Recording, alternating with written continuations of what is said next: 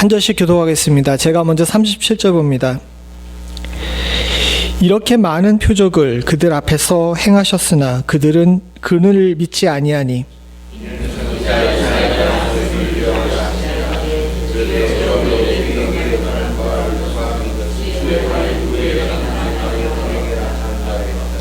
그들이 능히 믿지 못하는 것은 이 때문이니 곧 이사야가 다시 일렀으되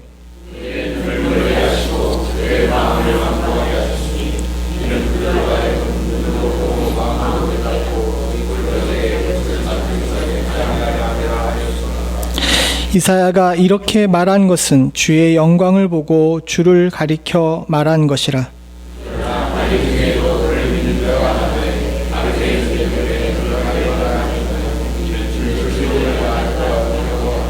같이 있습니다.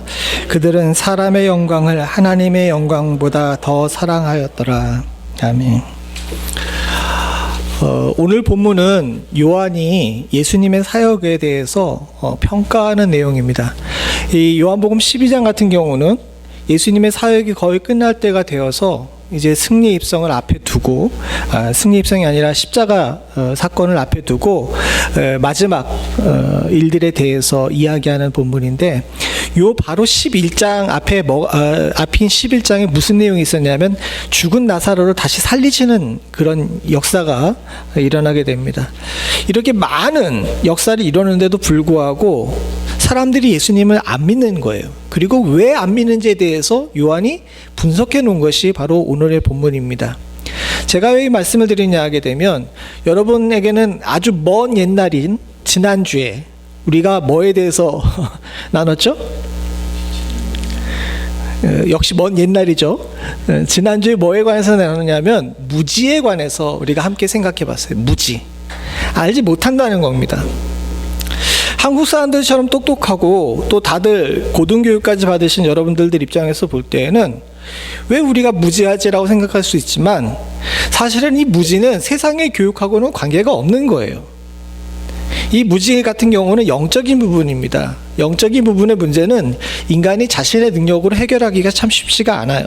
거기다가 또한 우리들에게 있어서 문제가 있는데 뭐냐 하면 하나님의 말씀이 눈앞에 있음에도 불구하고 이것을 수용하려는 의지가 없어요. 그렇기 때문에 무지하게 되는 경우가 많습니다. 우리가 여러 가지 무지가 있지만 지난주에 바라본 무지가 두 가지가 있는데 첫 번째는 뭐냐면 겁으로 인한 무지예요.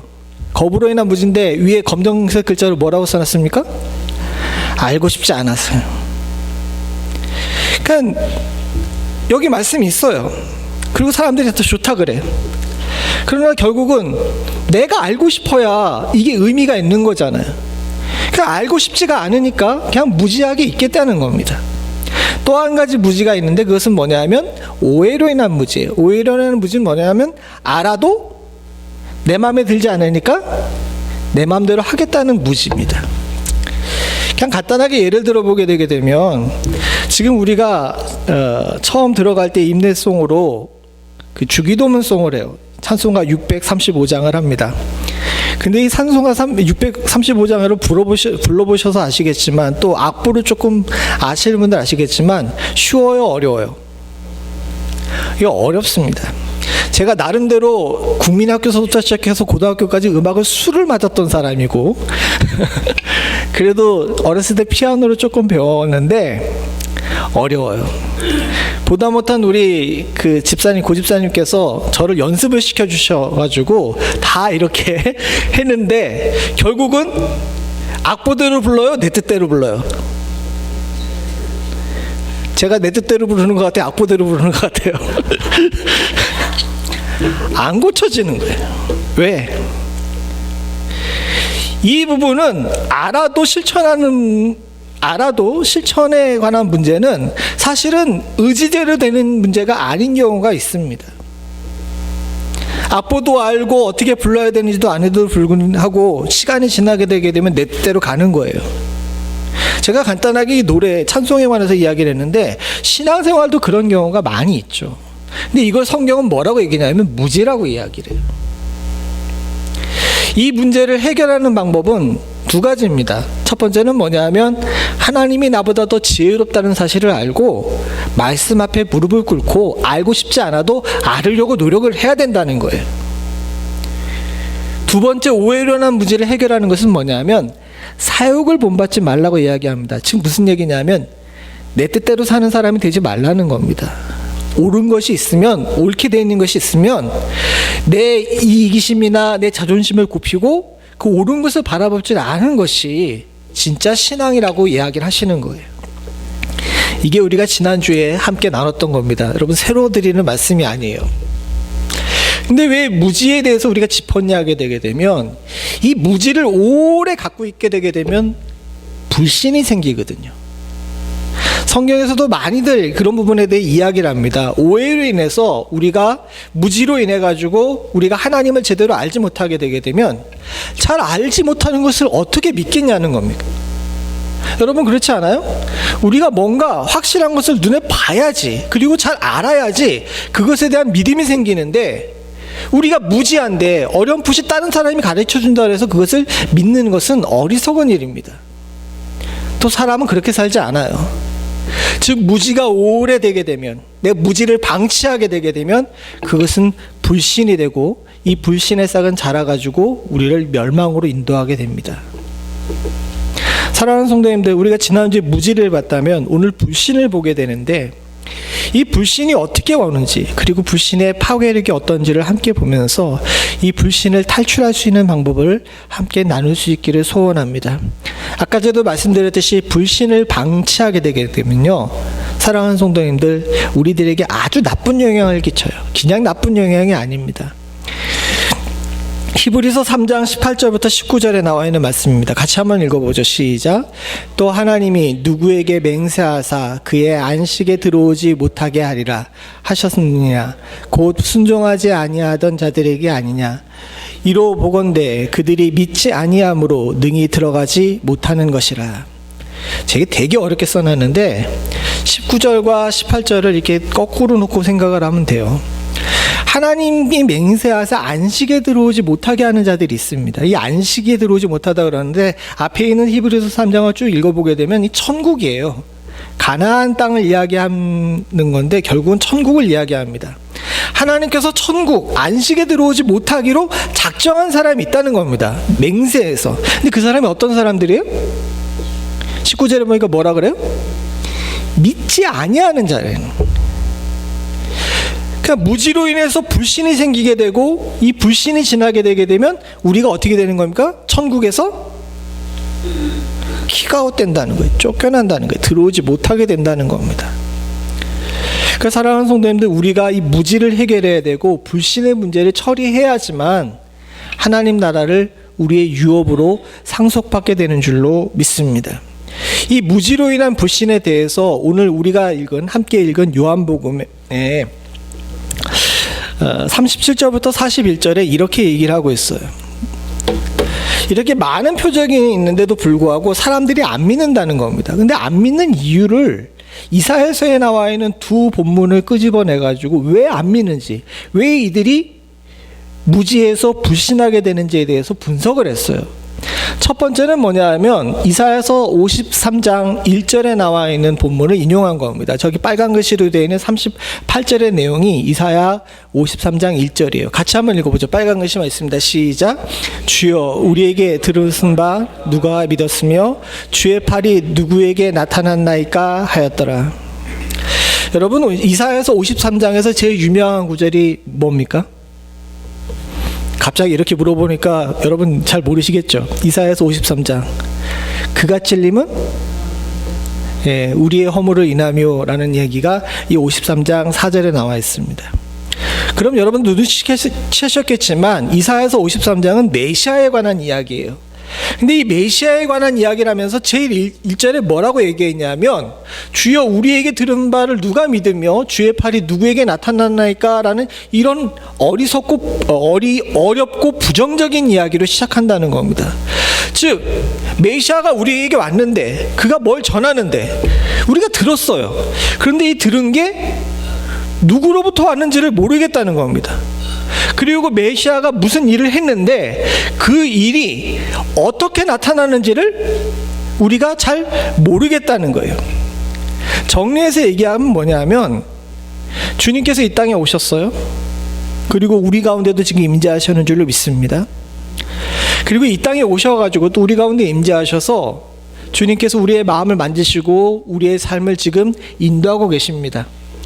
그런데 문제는 뭐냐면 많은 사람들이 우리 마음 가운데 찾아오셔서 평화를 허락하시는 주님이 있는데도 불구하고 이것이 주님이 하신 일인지에 대해서 모르겠다는 거예요. 또 우리 가운데 많은 기적과 같은 일들이 일어나는데도 불구하고 이 기적과 같은 일들이 일어나는데 이것이 어떻게 누가 개입해서 일어나는지를 잘 몰라요. 그래서 우리는 이성으로 또 우리의 합리적인 판단으로 우리 삶에 일어나는 이와 같은 일들이 일어난 것을 해석하지 못하고 설명하지 못할 때 우리가 종종 쓰는 말이 있죠. 아우, 누구누구 씨 이번에 일 잘 됐습니다. 많이 노력하셨나 보죠? 라고 이야기했는데 내가 노력하지도 않았고 내가 그 잘 될 만한 이유도 없는데 잘 됐으면 우리 보통 뭐라고 얘기를 해요? 이번에 운이 좋았다라고 이야기하잖아요. 바로 그 얘기입니다. 분명히 하나님께서 우리 가운데 개입하셔가지고 우리의 삶을 돌봐주셨는데 무지한 자들은 하나님에 대해서 잘 모르니까 그걸 뭐라고 얘기를 하는 거예요? 우연이라고 이야기를 하는 거예요. 그래서 기독교적인 세계관에서는 사랑하는 성도님들 우연이라는 게 없어요. 우연이란 단어 대신 어떤 단어를 씁니까? 섭리라는 단어를 써요. 섭리. 하나님께서 개입하셨다는 겁니다. 근데 무지한 자들은 하나님이 개입하셨다는 사실에 대해서 누가 주체인지 누가 거기에 개입하셨는지를 잘 알지 못하기 때문에 우연이라는 단어를 쓰면서 자신의 무지를 합리화시키고 그걸 통해서 불신하는 거예요. 사랑하는 성도님들, 우리가 우리의 신앙생활 가운데 내가 적어도 예수 믿는 사람이라면 내 삶에 어떤 일도 우연히 일어난 일이라고 생각하지 않는 하나님의 섭리를 온전히 믿으시는 분들이 다 되실 수 있기를 간절히 소원합니다. 근데 이게 쉽지가 않아요. 한국 사람들은 세 가지 종교를 믿는다고 이야기합니다. 한국 사람들 세 가지 종교를 믿어요. 밖에서는 기독교인처럼 살아요. 집안에서는 어떤 사람으로 살까요? 집안에서 제일 신봉하는 종교가 뭘까요? 예? 다들 답을 아시네. 집안에서는 유교적으로 살아요. 그리고 영적 세계는 어디에다가 맡길까요? 집사님 답을 얘기하셔서 큰 소리로. 불교요? 아이, 답이 아니었네. 누구 지금 누가 얘기하셨어요? 예, 우리 이 집사님 맞추셨는데 점 보러 다녀요. 점집에 가게 되면요, 점집 앞에서 아유 권사님 어서 오세요라고 하고 이렇게 인사하는 사람들 많아요. 사회생활은 기독교적으로 하고 집안에서는 유교를 신봉하고 영적인 세계에서는 무교를 따라요. 왜 그렇습니까? 아직 무지해서 우리가 신앙이라고 얘기하면서 하나님을 불신하고 있기 때문에 그런 사태가 벌어지는 겁니다. 남 이야기가 아니라 우리가 이 이야기고, 이걸 고치지 않는 이상 사랑하는 성도님들, 우리의 신앙생활에 희망이 없어요. 참 안타까운 일이죠. 그래도 적어도 멤피스에는 점집이 없는 게 얼마나 다행인지 몰라. 난 그게 한국만 그러고 미국에는 안 그럴 줄 알았더니 캘리포니아에도 점집이 있는 거 아세요? 미국까지 와가지고 점 보러 다녀요. 점 보러 다닐 수 없으니까 어떻게 하는지 아십니까? 목사한테 와서 어느 날 이사해야 되냐고 물어봐. 아니, 이사는 에스크로 끝나면 가야지. 왜 목사한테 와가지고 이사날을 점집하다. 목사가 무당이에요?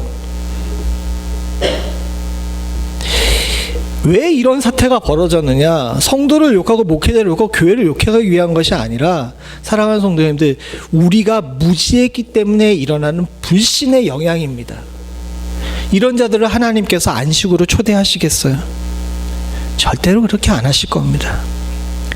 사랑하는 성도님들, 이게 단번에 되는 일은 아니에요. 단번에 되는 일은 아니지만 우리가 차차 하나님께 더 가까이 가고 하나님을 알기 힘쓰게 되면 우리 안에 이런 연약한 일들이 점점점 사라지고 주께 더 가까이 가게 되는 놀라운 역사가 일어나게 될 줄로 믿습니다. 또 한 가지 이야기한 것은 이사야서 6장에 관한 본문을 인용한 겁니다. 이사야서 6장 10절인데 40절만 같이 한번 읽어보겠습니다. 시작.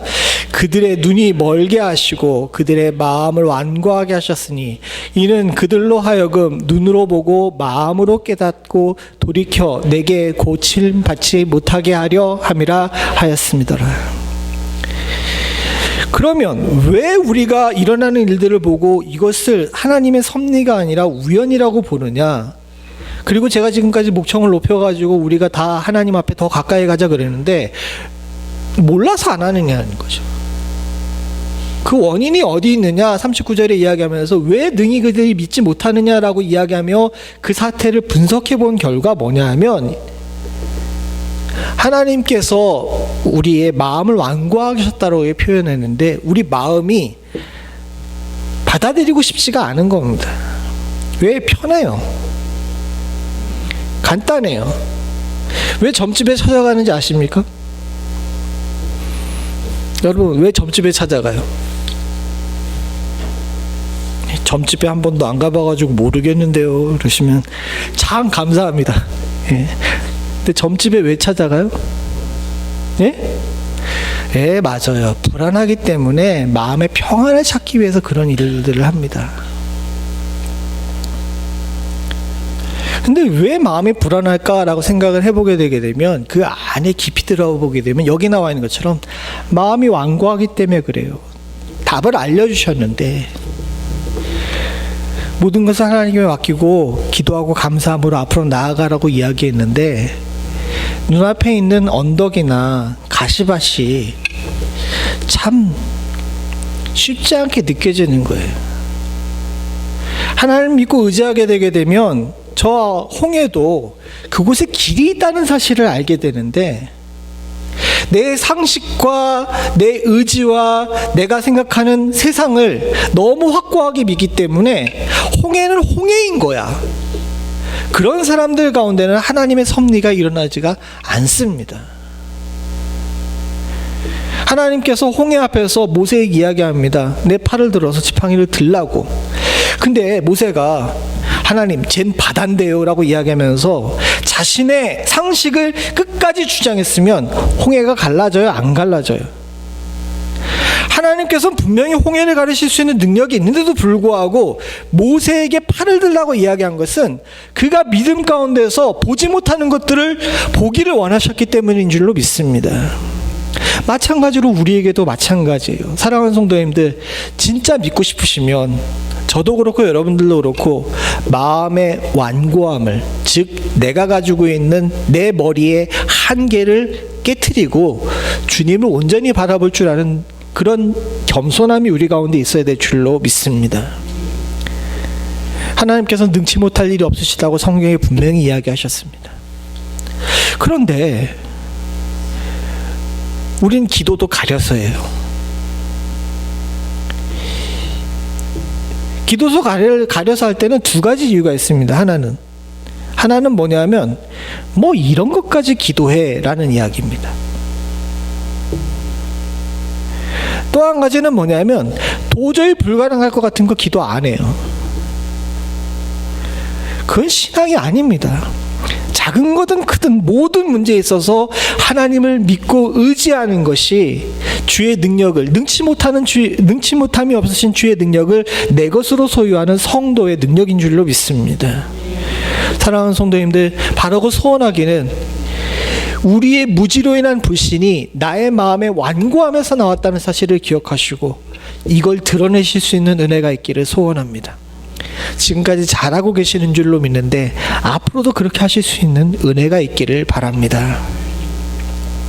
이렇게 무지로 인한 불신, 겁으로 인한 불신에 대해서 요한이 이야기한 이후에 또 한 가지 불신에 대해서 이야기했어요. 근데 이건 조금 애매합니다. 이 또 한 가지 불신은 뭐냐면 외면으로 인한 불신이라고 제가 억지로 이렇게 제목을 붙였는데 조금 이건 한마디로 표현하기가 쉽지가 않아요. 근데 요한은 여기에 대해서 통렬하게 비판을 합니다. 무슨 내용이냐면 우리가 42절 한번 읽어보죠. 시작. 그러나 관리 중에도 그를 믿는 자가 많되 바리새인들 때문에 드러나게 말하지 못하니 이는 출교를 당할까 두려워함이로라. 예수님 시대에도 듣고 나니까 그래도 마음이 완고한 사람들만 있던 것이 아니라 마음이 말랑한 사람들이 있기 때문에 이 사람들이 듣고서 예수를 믿고자 하는 마음이 있었던 거예요. 심지어는 관리들과 바리새인들 가운데서도 있었습니다. 그 얘기는 뭐냐면 관리들과 바리새인들이 모두 다 나쁜 사람인 것만은 아니었다라는 거예요. 그래서 들어가지고 저들이 예수를 믿고자 하는 자가, 여기는 특별히 믿는다라고 표현했는데 믿는 자가 많았던 거예요. 그런데 그런 사람들이 바깥으로 드러내요, 안 드러내요? 안 드러내요. 왜? 쫓겨날까봐, 출교를 당할까봐. 그래서 이것에 대해서 요한이 어떻게 평가했냐면 43절 읽어보죠. 시작. 그들은 사람의 영광을 하나님의 영광보다 더 사랑하였더라. 지금 무슨 얘기냐 하게 되면 42절에서는 믿는 자라고 이야기하는데 이 사람들이 믿는 자 사람인데 43절에 보기에는 믿지 않는 사람이라고 이야기를 한 거예요. 생각해 보세요. 사람의 영광을 하나님의 영광보다 더 사랑하는 사람을 믿는 사람이라고 할 수 있습니까? 성경 그렇게 얘기하지 않아요. 그러니까 이 문장으로 보게 되면 42절과 43절이 논리적 모순을 일으키는 겁니다. 믿는 사람인데 믿지 않는 사람인 거예요. 근데 이런 사람들이 오늘날 우리 가운데 굉장히 많죠. 멀리 갈 것도 없이 목회자들도 마찬가지입니다. 저 말씀에서 사랑하는 성도님들, 자유롭다고 얘기할 수 있는 사람이 이 지금 우리 가운데 몇 명이나 될까요? 솔직히 말하면 저도 자유롭지가 못해요. 내 사랑하는 성도님들, 이걸 넘어서야 불신의 함정에서 벗어날 수 있습니다. 하나님께서는 굉장히 단호하세요. 우리 주님께서는 너무 단호하십니다. 마가복음에 있는 이야기를 한번 보죠. 이거는 사복음서에 마태, 마가, 누가에 함께 공통으로 나오는 말씀인데, 여러분들 낙타의 바늘기 그 얘기 아시죠? 근데 예수님께서 찾아온 부자 청년이 있습니다. 그와 문답을 하시면서 어떻게 해야 천국에 사람이 구원을 얻을 수 있습니까? 라고 물어보니까 주님께서 먼저 얘기하신 것은 율법을 지키라는 것이었어요. 근데 그거를 다 했다 그러니까 그 다음에 얘기하신 것이 뭡니까? 21절 같이 한번 읽어보죠. 시작. 예수께서 그를 보시고 사랑하사 이르시되 내게 아직도 한 가지 부족한 것이 있으니 가서 내게 있는 것을 다 팔아 가난한 자들에게 주라. 그리하면 하늘에서 보화가 내게 있으리라. 그리고 와서 나를 따르라 하시니. 근데 해요, 못해요? 못하죠. 제가 왜 특별히 마가복음의 본문을 데리고 왔냐면 마태와 누가에 안 나와 있는 단어가 마가에 하나 나와 있는 것이 있어요. 그게 뭔지 아십니까? 그를 보시고 사랑하사라는 단어예요. 마태와 누가에는 안 나오는데 마가에만 나옵니다. 지금 무슨 얘기냐 하게 되면 우리가 낙타와 바늘기 이야기하면서 거기 찾아온 그 사람을 되게 비난하는데 예수님 입장에서 보게 되면 내가 율법을 지켰습니다라고 얘기하는 이 청년이 예뻐 보여요? 안 예뻐 보이요? 예뻐 보인 거예요. 그래서 표현상 사랑하사라고 표현을 했습니다. 마치 우리가 지금 요한복음 12장에서 봤던 이 관리와 바리새인들 중에서도 예수를 믿는 자들이 주님 보시기에 사랑스러워 보였겠죠. 그러나 사랑하는 성도님들, 여기에서 다음 언덕을 넘어가지 못합니다. 여기 내 소유를 다 팔아가지고 가난한 자들에게 나눠주고 너는 나를 따르라는 것이 뭐냐면 세상의 영광을 버리고 하나님의 영광을 취하라는 이야기예요. 근데 해요, 못해요? 못하죠. 이 언덕을 넘은 사람이 딱 2명 있었습니다. 성경의 기록에 따르면, 물론 그 사람들보다 훨씬 많은 사람들이 언덕을 넘었겠지만 성경에 기록된 딱 2사람인데 누구예요? 예수님이 돌아가신 다음에 이 언덕을 넘은 사람이 2사람 있습니다. 누구예요? 니고데모와 아리마대 요셉이죠. 둘 다 산헤드린 공회원이었는데, 한 사람은 예수님의 장례용품을 대고 한 사람은 자신의 무덤을 양보했습니다. 이것 때문에 2사람은 큰 대가를 치러야 됐겠죠.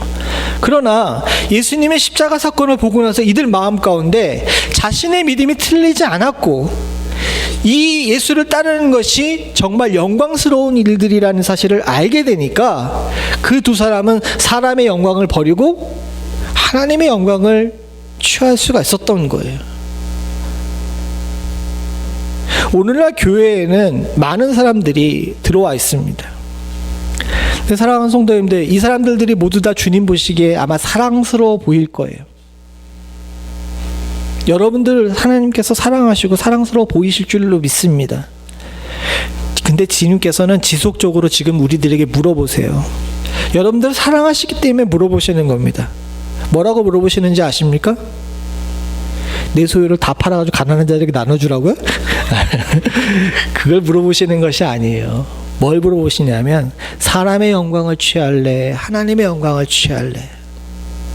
이걸 물어보고 계시는 줄로 믿습니다. 그리고 이 물음은 사랑하는 성도님들, 우리가 주님 앞에 가는 그 순간까지 매 순간 주님께서 물어보실 것으로 저는 확신합니다. 그렇게 우리는 어떤 문제를 만나든지 사람의 영광을 취할 것인지 하나님의 영광을 취할 것인지에 대해서 결정을 해야 돼요. 그리고 긴장을 늦추고 내가 사람의 영광을 취하게 되게 되면 이것이 불신의 함정에 빠지는 것이라는 사실을 항상 기억하고 깨어 경성해야 될 줄로 믿습니다. 그래서 성경에서 깨어서 경성하고 항상 기도하고 쉬지 말고 범사에 감사하고 그렇게 얘기하신 겁니다. 쉬지 말고 기도하라고 이야기하신 거예요. 사랑하는 성도님들, 불신은 멀리 있는 것이 아닙니다. 어떤 사람들은 교회 바깥에 있는 사람들을 불신자라 그러는데 교회 안에도 불신자가 많아요. 여러분들에게 제가 여러분들을 비난하기 위해서 이런 것이 아니라 심지어는 솔직하게 고백하게 되면 목회자들 중에서도 하나님의 영광이 아니라 사람의 영광을 취하는 사람들 많잖아요. 그러면 그 목회자들은 신자입니까? 불신자입니까? 하나님이 사랑하시기는 하나 불신에 가까운 일을 저지르는 거예요. 그러면 앞에 있는 서목사는 그럴까요? 안 그럴까요? 우리 권사님 감사합니다. 저도 그렇게 소망해요. 근데 아니에요. 심지어는 목회자들마저도 시시때때로 불신자처럼 행동하는 경우가 있다라는 겁니다. 그러니까 이 문제는 모두가 자유롭지 않은 문제이고 항상 우리가 깨어서 경성하며 스스로 또 옆에 있는 자들과 협력하여서 하나님의 영광을 취하는 바른 길을 따라가려고 노력해야 될 줄로 믿습니다. 우리는 오류가 있는 사람이에요. 온전하지 못한 사람입니다. 저기 나와 있는 관리들과 바리새인들 도덕적으로 훌륭한 사람들이고 공부 많이 한 사람이고 성경이 무엇인지를 알고 특별히 예수님의 말씀에 반응했다 그러게 되면 저들에게 있어서 신앙의 양심이 있었던 사람들이에요. 그러나 사랑하는 성도님들, 그런 사람들조차도 이 언덕을 쉽게 못 넘어갑니다. 이 언덕을 넘어가는 것은 오로지 하나님의 은혜로 넘어갈 수 있는 일인 줄로 믿습니다. 우리가 두 가지 불신을 받습니다. 하나는 무지로 인한 불신이고 또 하나는 우리 모르게 우리 안에 스며드는 이 외면으로 인한 불신. 즉 하나님의 영광을 취할까 사람의 영광을 취할까에 있어가지고 요걸 제대로 해결하지 못하면서 오는 그 불신, 요 문제를 어떻게 해결할 것인지 우리가 한번 생각해 봐야 돼요. 이 불신의 문제에서 탈출하기 위한 방법에 대해서 요한복음에서 요 12장에 나와 있는 말씀 말고 6장에서 이미 답을 이야기하고 있습니다. 여기 나와 있는 이 12장의 문제는 요한복음 전체에서 계속해서 꺼내고 있는 이슈였어요. 6장에서도 어떤 일이 있었냐면 주님 앞에 많은 사람들이 모였습니다. 그래서 하나님 말씀을 전했어요. 근데 6장에서도 말씀을 전했는데 듣는 사람들이 예수님의 말씀이 굉장히 놀랍다는 사실은 알았지만 이 말씀을 소화하기가 어려웠던 겁니다. 그래서 6장 60절에 보게 되면 그 안에서 제자들이 무슨 얘기를 하는지 한번 보세요. 6장 60절입니다. 같이 봅니다. 시작. 제자 중에 여럿이 듣고 말하되 이 말씀은 어렵도다. 누가 들을 수 있겠느냐 한데, 여러분 지금 여러분들의 마음 같지 않아요? 서목사가 지금 많이 열심히 전하고 있는데 난 도대체 뭔 소리인지 모르겠다라고 하시는 분들도 많죠. 아니에요. 여러분들은 다 알아들으셨는 줄로 믿습니다. 이렇게 아멘 소리가 작은 거 보니까 못 들으신 분들이 많나 본데. 제자들도 마찬가지였어요. 요한복음이 전체적으로 보게 되게 되면요, 예수님의 공생애의 전체를 다룬 것이 아니라 마태, 마가, 누가가 공생애의 전체를 다뤘다면 그 부분에서 다루지 못한, 이 세 복음서가 다루지 못한 부분에 대해서 세세한 부분을 다루는데, 특별히 예수님의 공생애의 뒷부분에 내용이 많이 있습니다. 요한복음 6장도 마찬가지였어요. 제자들이 이미 2년 넘긴 시간을 예수님을 따라다니며 말씀을 들었는데도 불구하고 예수님의 말씀이 쉬워요, 어려워요? 어려워요. 근데 이 말씀의 문맥을 잘 보세요. 60절을 보게 되니까 제자 중에 여럿이 듣고 말하되 이 말씀은 어렵도다. 누가 들을 수 있느냐라고 이야기했는데, 이 문장을 그대로 해석하게 되게 되면 듣고 이해하는 것이 어렵다는 거예요? 듣고 실천하는 것이 어렵다는 거예요? 예, 맞습니다. 역시 좋은 국민학교들을 나오셔가지고 국어를 잘하세요. 이 말씀이 어렵다는 이유는 듣고 이해할 수 없다는 뜻이 아니라 누가 들을 수 있느냐라고 이야기하는 것은 듣고 실천하기가 어렵다는 이야기입니다. 이미 2년 반 동안이나 모든 것을 내던지고 예수님을 따라다니는 사람들조차도 이 문제가 쉽지가 않다는 거예요.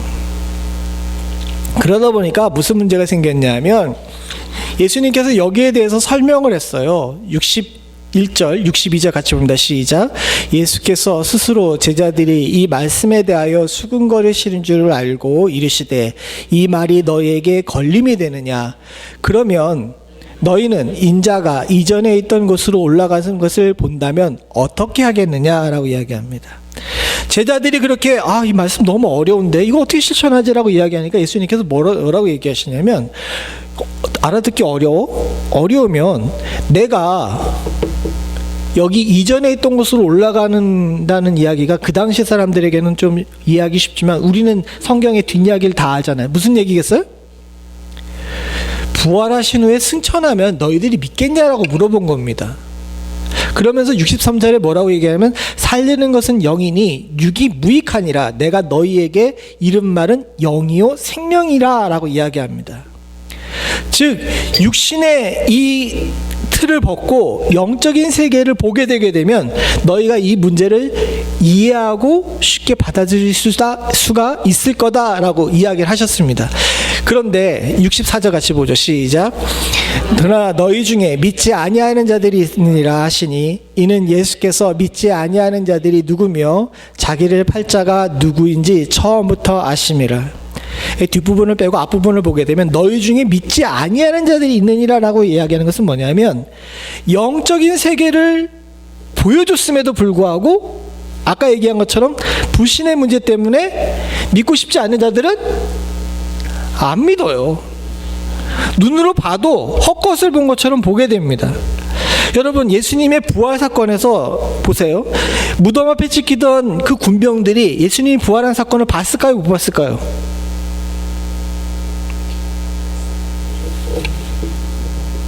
직접적으로 보지 못한다 하더라도 감정적으로 체험했을 거 아닙니까? 근데 이 사람들이 예수 믿었다는 이야기가 성경에 나와요, 안 나와요? 안 나와요. 도리어 돈 받고 어떻게 합니까, 이 사람들이? 예수님의 제자들이 시체로 훔쳐갔다고 이야기하고 다니죠. 실제로 경험해도 그 경험을 믿고 받아들이는 것은 사람에 따라 다 틀린 거예요. 너희가 이와 같은 일들을 영의 일에 대해서 봤음에도 불구하고 믿지 않는 자들이 있다라는 겁니다. 65절을 넘어가고 66절 같이 봅니다. 시작. 그때부터 그의 제자 중에 많은 사람이 떠나가고 다시는 그와 함께 다니지 아니하더라. 이 말씀을 듣고 났더니 사람들이 어떻게 된 겁니까? 예수님을 떠난 거예요. 제가 이 말씀을 준비하면서 되게 위험하다라고 생각했어요. 혹시나 이 말씀 그대로 오늘 이 말씀이 여러분들 소화하기 힘들면 교회 떠나실래요?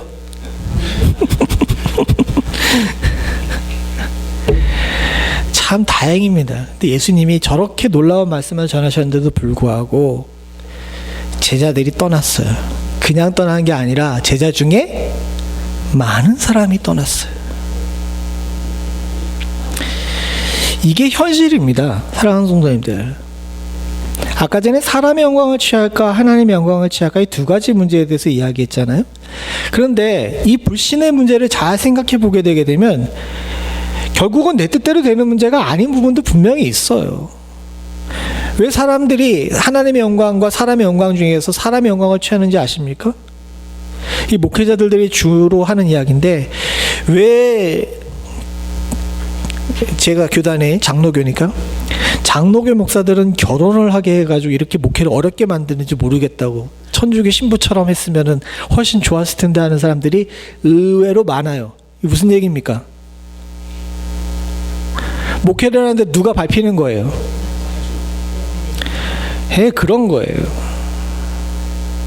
즉 관리와 바리새인들도 사람의 영광을 취했던 이유가 뭐냐면 그동안 공부했던 게 아까워서, 그동안 헌신했던 게 아까워서, 가족의 문제도 있고 집안의 기대의 문제도 있고, 내가 그동안 가져왔던 바리새인이랑 관리라는 것에 대한 명예 문제도 있고, 이런 것들이 걸리니까 쉽게 하나님의 영광을 취하기가 어려운 거예요.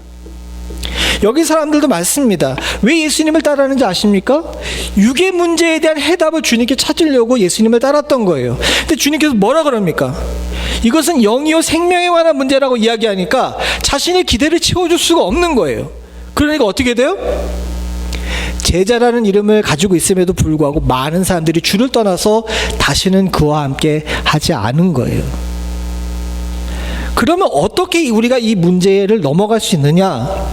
여기에 대해서 67절에 예수님께서 12제자에 이르시기에 너희도 가려느냐라고 물어봅니다.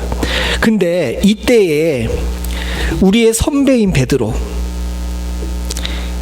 우리 베드로 선배가 성격이 좀 그래가지고 좌충우돌 엉뚱한 일들을 많이 하지만, 이 사람들, 이분이 논리적 그 판단을 넘은 직관이 있어요.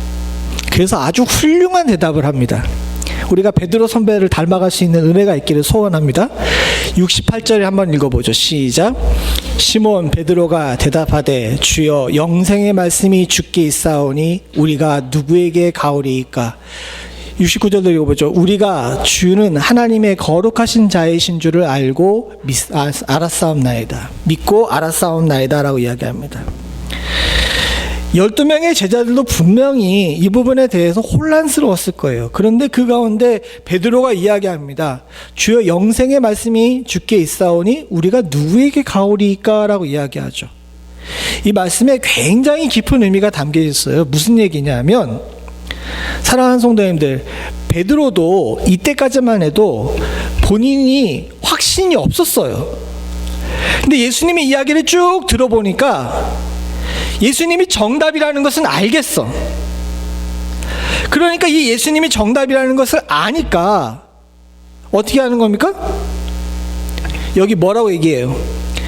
영생의 말씀이 주께 있사오니 나는 주를 따르겠습니다라고 얘기하지 않습니다. 뭐라고 얘기합니까? 우리가 누구에게 가오리이까? 아까 전에 국어 잘하신다 그랬으니까 이 우리가 누구에게 가오리이까는 어떤 의미를 가지고 있는 것 같습니까? 예수님, 내가 잘 이해를 못하겠는데 이게 정답이라는 것을 알겠는데 그거까지는 알겠는데 내가 가족 때문에 두고 온 배 때문에 또 나의 사랑하는 아내와 장모 때문에 예수님 이외에 다른 것을 선택할 수는 없잖아요 라고 하는 거예요. 사실 신앙의 본질이 그렇습니다. 사랑하는 성도님들, 우리가 우리 주변에 있는 사람의 영광들이 참 많아요. 그리고 그것을 취하기가 참 쉽습니다. 세상 사람들은 다 그렇게 살거든요. 근데 우리가 어렴풋이 알아도 예수님이 정답이라는 것은 알잖아요. 그러면 명확한 오답을 따라가겠습니까? 아니면 어렴풋한 정답을 따라가겠습니까? 이 쉬운 대답이 어려워요? 다들 시험을 안 쳐보셨나? 여러분 그 학력고사나 그 수능 볼 때 수학 시험을 보게 되면은 선생님들이 가르쳐주는 스킬이 있잖아요. 특별히 주관식 볼 때 어떻게 합니까? 잘 모르겠으면 뭐라고 쓰라 그래요? 그렇죠. 우리 집사님이 잘 얘기하셨는데 수학 선생님들이 이야기합니다. 주관식 문제 풀다가 답이 못 풀겠으면 거기다가 0, 1, 마이너스 1 요 세 가지 중에 하나를 찍어서 쓰라 그래요. 왜? 그게 어렴풋이 답이거든요. 조금 애매한 비유이긴 하지만 사랑하는 성도님들, 신앙생활도 마찬가지입니다. 교회에 대한 확신이 없어요? 말씀에 대한 확신이 없어요? 다 그렇게 살아요. 확고한 믿음으로 담대하게 살아가는 사람들 그렇게 많지 않습니다. 여기 우리 베드로 선배처럼 잘 모르겠어요. 아까 전에 이야기했잖아요. 62절에 이거 너무 어렵다. 이걸 누가 따라서 살 수 있겠느냐라고 이야기했어요. 그 논쟁에 아마 베드로도 있었을 겁니다. 그런데 그런 상황 속에서 예수님이 너희도 나를 떠나갈 거냐라고 물었을 때 베드로가 이야기합니다. 여기 정답이 있는데 내가 힘들고 어렵다고 그래가지고 이걸 어떻게 떠나겠습니까? 라고 이야기를 하는 거예요. 믿음에 확신해가지고 주는 그리스도시요 살아계신 하나님의 아들입니다라고 이야기한 것은 이거보다 훨씬 뒤에 베드로인 거예요.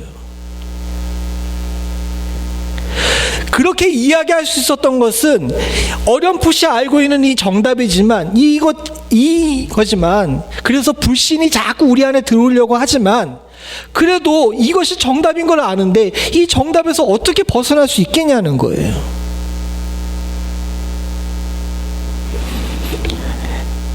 결국 결론은 뭐냐면 불신의 함정에서 벗어날 수 있는 방법은 딱 한 가지예요. 사랑하는 성도님들, 이 악물고 버티는 거예요.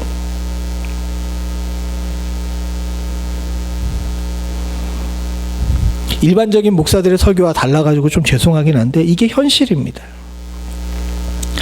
이 그림을 여러분들 아시죠? 제가 예전에 한번 설교를 했던 적이 있습니다. 이 그림 너무 흐린가? 그래도 나름대로 퀄리티가 있는 걸 뽑았는데 이게 뭐냐면 렘브란트의 돌아온 탕자의 그림이에요. 예.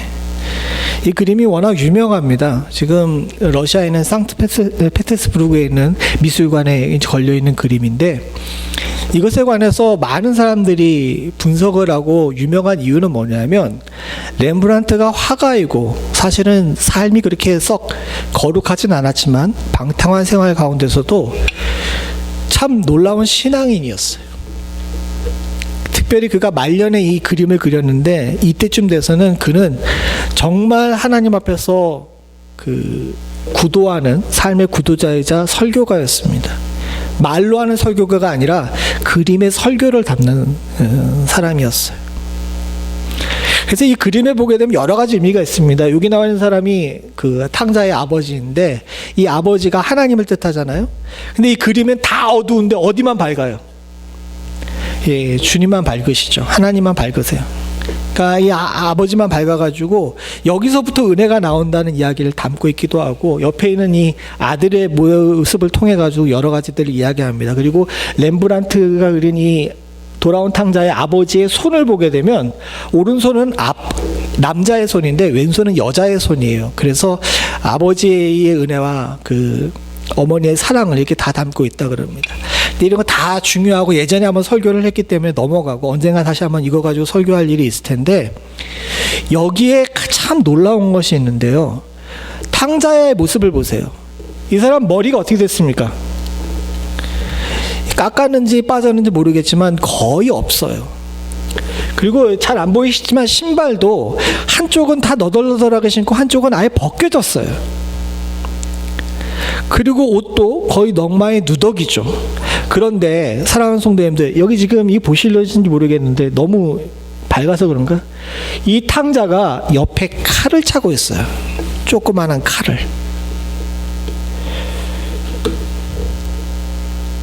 이게 왠지 아십니까? 사랑하는 성도님들, 여기 보이는 게 칼이에요. 집사님 감사합니다. 이 칼이죠. 이 구분이 되세요? 칼이에요, 칼. 근데 왜 이 칼을 차고 있었을까요? 옷이 넝마가 되고 신발이 다 헐어가지고 벗겨지고 머리털이 다 빠지는 상황인데도 이 탕자가 칼을 붙들고 있는 겁니다. 왜 그래요? 내가 아버지의 아들이라는 것을 확신할 수 있는 유일한 방법으로 저 칼을 소재로 삼았던 겁니다. 그래요, 사랑하는 성도님들, 우리가 어떻게 보게 되면 신앙생활을 한다 그러면 또 보게 되면 탕자처럼 살고 있습니다. 하나님의 영광이 아니라 사람의 영광을 따라가려고 그러죠. 그러나 사랑하는 성도님들, 이 탕자처럼 끝까지 놓치지 않고 붙들어야 되는 것이 있는 거예요. 베드로의 고백처럼 여기에 영생이 있는데, 답이 있는데 내가 어떻게 떠나겠습니까? 라는 것처럼 탕자가 다 넝마가 되는 그런 옷을 입음에도 불구하고 마지막 하나, 아버지의 아들이라는 이거 하나 놓치지 않고 끝까지 붙들었던 것처럼 그렇게 붙들고 살아야지 우리가 불신의 늪에서 벗어날 수 있게 되는 줄로 믿습니다. 좀 불을 켜주세요. 사랑하는 성도님들, 신앙생활은 쉽지가 않습니다. 예수 믿는 거 쉽냐고 물어보게 되면 초신자들만 예수 참 믿는 거 쉽다고 이야기해요. 신앙생활을 해보게 되게 되면 이 일이 매일매일의 갈등이고 판단이고 결단의 순간임을 알기 때문에 예수 좀 믿는 사람들은, 하나님을 좀 아는 사람들은 예수 믿는 거 쉽다고 간단하고 편하게 이야기하지 않습니다. 그리고 매일매일 갈등할 수 있어요. 바르게 믿는 것이 무엇인지, 어떻게 하는 것이 성도로 사는 것인지, 또 어떤 삶이 목회자의 삶인지. 그러나 이런 갈등 속에서도 사랑하는 성도님들, 끝까지 이 탕자의 칼을 놓치지 않으실 수 있기를 간절히 소원합니다. 베드로가 이야기한 것처럼 정답이 어렴풋이 보이면 오답으로 가지 말고 정답으로 가야죠. 저보다 더 믿음이 좋으신 사랑하는 성도님들은 이미 정답을 보고 계시는 줄로 믿습니다. 아니에요? 하나님이 정답이시잖아요. 정답을 따라서 온전한 길 갈 수 있기를 소원합니다. 마지막으로 다시 한번 68절 같이 한번 읽어보죠. 시작. 시몬 베드로가 대답하되 주여, 영생의 말씀이 주께 있사오니 우리가 누구에게 가오리이까? 사랑하는 성도님들, 영생의 말씀이 주께 있사오니 우리가 누구에게 가오리니까? 신앙생활에 선택이 없다는 사실에 대해서 하는 우리 선배의 고백입니다. 그리고 이 고백, 저와 여러분들의 고백이 될 수 있기를 간절히 소원하시겠습니다. 은혜가 풍성하신 하나님 아버지, 저희들의 삶을 돌이켜보건대 매일매일 갈등이고 의심이고 환난이고 낙심이었습니다. 그러나 그럼에도 불구하고 주님께서는 여전히 우리를 붙들고 계시는 줄로 믿습니다. 그래서 주일이 되게 되면 주의 전을 찾아오고, 어려울 때마다 기도하게 되고, 혼란스러울 때마다 말씀 보게 하시는 줄로 믿습니다. 앞으로도 많은 순간 저희들의 삶 가운데 이리저리 흔들리고 쓰러질 때라도 사랑하는 성도님들, 그리고 부족한 종에게 하나님을 향한 이 마지막 결단을 결코 놓치지 않을 수 있는 은혜를 허락하여 주시옵소서. 생명의 말씀이, 영생의 말씀이 여기 있는데 하나님 아버지, 오답을 따라가지 않을 수 있도록 주님 도와주시옵고, 내게는 선택의 여지 없이 이것밖에 없다는 사실을 놓치지 않을 수 있도록 주여 도와주시옵소서. 세상에 많은 사람들이, 교회와 성도들이, 목회자들이 세상의 영광을 따라가고 살고 있음을 주여 아시는 줄로 믿습니다. 하나님, 우리도 이와 같은 함정 가운데 빠져 있고 매일 유혹당하는 사실을 주께서 아시는 줄로 믿사오니, 사랑하는 성도들의 마음에 찾아가셔서 완악한 마음을 뿌리 뽑게 하시고 오로지 하나님의 영광을 택할 줄 아는 지혜를 갖게 하여 주시옵소서. 사람의 영광보다 하나님의 영광을 더 사랑할 수 있는 사람이 되기를 간절히 소원하옵고, 모든 말씀 예수님의 이름으로 기도드리옵나이다. 아멘.